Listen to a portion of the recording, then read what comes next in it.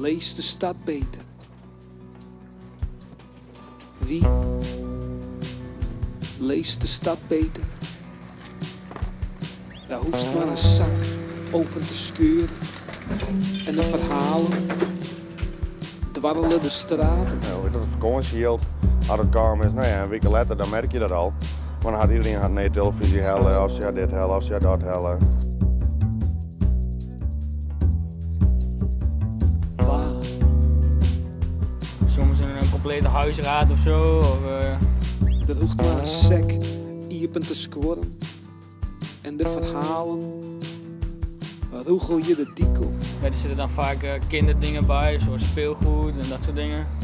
Dus dat is wel vreemd, zeg maar. Dat huis was ook gesloten omdat het een drugspand was. Lees de stad beter. Dus ja, daar hebben we volgens mij wel voor 1500 kilo aan afval weggehaald.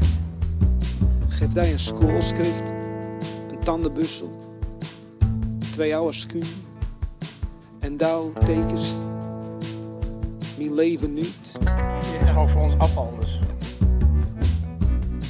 Oh, zet wat ik fut smeert, niet veel meer als wat ik bang bewaar. Zet wat ik fut smeert, niet veel meer als wat ik bang bewaar. Ik heb hiervoor 6 jaar in de horeca gewerkt. Alleen tijdens corona is dat allemaal op zijn gat gekomen natuurlijk. Hoi! Jou die een koelkast. Een slierbank. Een hele stoel. Een oud matras. Een poppenbadje. En doe tekens. Mijn leven niet. Dan moet je wat, hè? Ja. Want ja, zonder werk heb je ook geen geld. Dus, en teruggaan is eigenlijk ook geen optie meer voor mij in de horeca. Nee? Nee. Dit werkt pas veel beter bij mij. Zet wat ik voortsmiet. Net volle meer. Als wat ik bang bewaar je.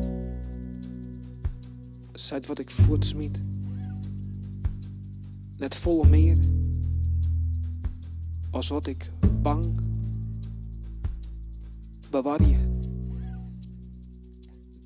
Als het praten zust. Stuk stil worden. Als het praten zust. In de horeca zit je altijd binnen, tussen een paar muren, dus ja, dan is dit wel echt een heel vrij beroep. Als het praten zoest.